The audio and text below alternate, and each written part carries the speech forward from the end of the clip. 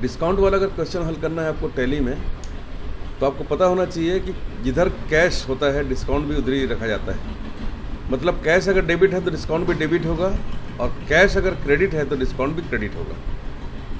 ऐसे ही अगर आपके सवाल में कैश की जगह बैंक है या पेटीएम है, फ़ोनपे है, गूगल पे है, चेक है या डीडी है, तो बैंक जिधर होगा डिस्काउंट भी उधर ही होगा। मतलब बैंक अगर डेबिट हो रहा है तो डिस्काउंट भी डेबिट होगा, और बैंक अगर क्रेडिट हो रहा है तो डिस्काउंट भी क्रेडिट होगा। मान लो आपके सवाल में कैश और बैंक दोनों शब्द नहीं आए हैं, नाम लिखा हुआ है किसी का, तो जिधर नाम होगा उधर डिस्काउंट होगा। मतलब नाम अगर डेबिट होगा तो डिस्काउंट भी डेबिट होगा, और नाम अगर क्रेडिट होगा तो डिस्काउंट भी क्रेडिट होगा। इसको इन 3 सवालों से समझते हैं। जैसे 10,000 का माल 1,000 की छूट पर खरीदा, तो ये सवाल कैसे बनेगा? आपने 10,000 का माल खरीदा है तो परचेस अकाउंट डेबिट 10,000, ठीक है, और कैश अकाउंट क्रेडिट 9,000। 9,000 क्यों? क्योंकि 1,000 रुपये छूट मिली है, तो आपके हाथ में कितना आया है? सिर्फ 9,000 रुपये। तो 1,000 कहाँ गया? तो 1,000 हो गया डिस्काउंट। अब यहाँ पर क्योंकि कैश क्रेडिट हो रहा है इसीलिए डिस्काउंट भी क्रेडिट होगा। तो ये सवाल बनेगा ऐसे।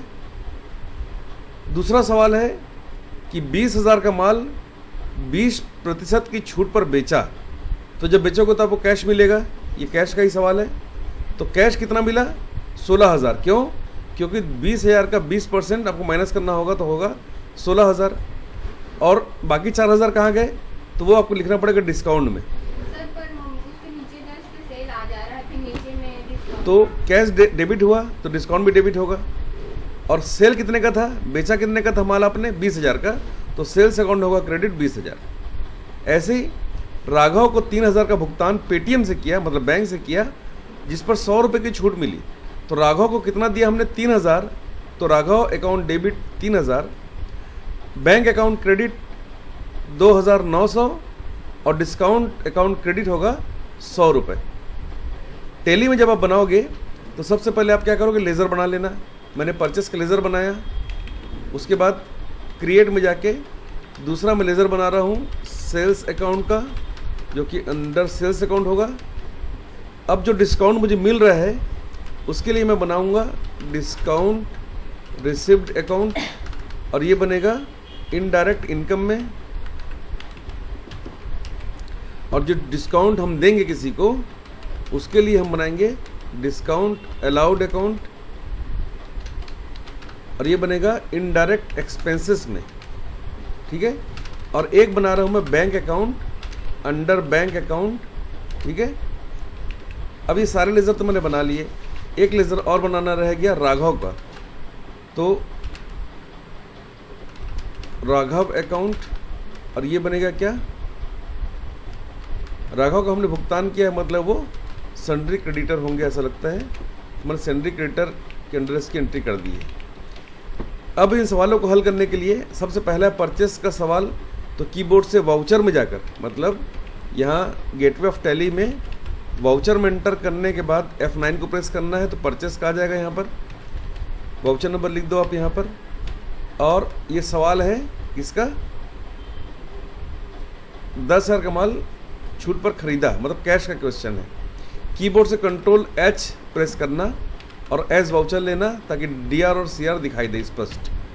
अब यहाँ पर क्रेडिट में क्या आएगा? क्रेडिट में आएगा कैश। कितना? तो यहाँ लिखा हुआ है 9,000 रुपये मिले, ठीक है। अब यहाँ पर डेबिट में आएगा परचेस, और परचेस कितने का है? 10,000 का है, तो आप लिखो यहाँ पर 10,000।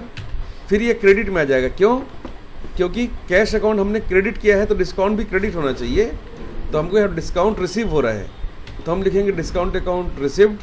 तो क्योंकि कैश क्रेडिट है तो डिस्काउंट भी क्रेडिट होगा, और परचेस अकाउंट डेबिट होगा। तो purchase account debit, cash account credit, और डिस्काउंट रिसिप्ट अकाउंट भी क्रेडिट। इस तरीके से बनेगा ये। अब देखो दूसरा सवाल है कि 20,000 का माल 20% की छूट पर बेचा। तो कीबोर्ड से F8 को प्रेस करना, कंट्रोल H को दबाना कीबोर्ड से, एज वाउचर लेना। अब यहाँ पर क्या लेना है आपको? दूसरे सवाल के लिए कैश अकाउंट डेबिट कितना, 16,000, यहाँ लिखो 16,000। फिर क्रेडिट में आएगा सेल्स अकाउंट और ये होगा 20,000, और यहाँ पर डिस्काउंट अलाउड आपको लेना है वो होगा 4,000। मतलब cash account debit, discount account debit और सेल्स अकाउंट क्रेडिट। ठीक है, नियम को मानकर इसको बनाना है। तीसरा जो सवाल है सी नंबर का कि राघव का 3,000 रुपये पेटीएम किया जिस पर 100 रुपये की छूट मिली, तो आपको यहाँ पर पेमेंट में जाना है F5 में, और यहाँ पर पाने वाले का नाम लिखना है राघव, और राघव को कितना रुपये देना है, 3,000 रुपये देना है। बिल्कुल ठीक है। और ये हमने दिया है बैंक के मार्फत, तो हम लिखेंगे बैंक अकाउंट 2,900 रुपये, और ये हमने किया है अदर पेटीएम के माध्यम से। ठीक है, और यहाँ पर क्या आएगा, डिस्काउंट रिसीव्ड कितना, 100 रुपये।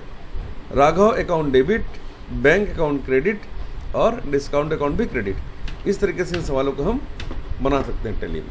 कभी डेबिट ऊपर आता है एंट्री करते समय, कभी क्रेडिट ऊपर आता है, उससे कोई दिक्कत नहीं है। आपका जो नियम है ना, उस नियम के अनुसार हमको चलना है। ठीक है।